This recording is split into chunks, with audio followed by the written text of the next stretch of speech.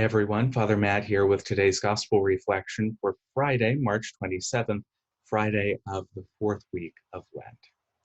A reading from the Holy Gospel according to John.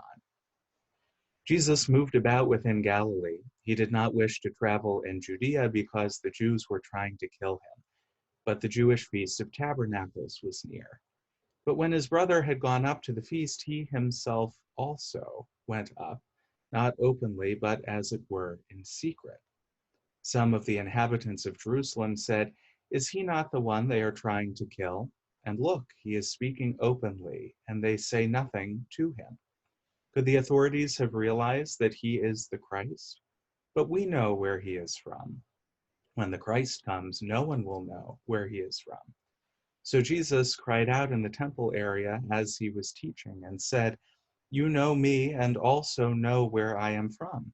Yet I did not come on my own, but the one who sent me, whom you do not know, is true. I know him because I am from him, and he sent me." So they tried to arrest him, but no one laid a hand upon him because his hour had not yet come. The Gospel of the Lord. Sometimes when we're speaking about prayer and our relationship with Jesus, the distinction is made between knowing about him and knowing him.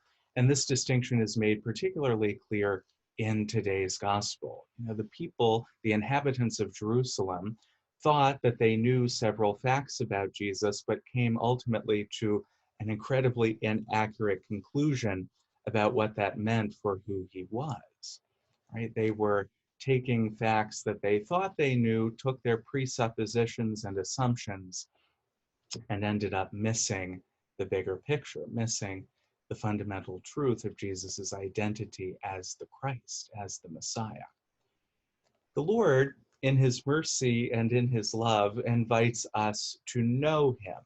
And he invites us to do this in so many ways, especially through prayer. And it's in coming to know the Lord that we know what is important about him, that we know how it is that he is at work, how he loves us, how he calls us.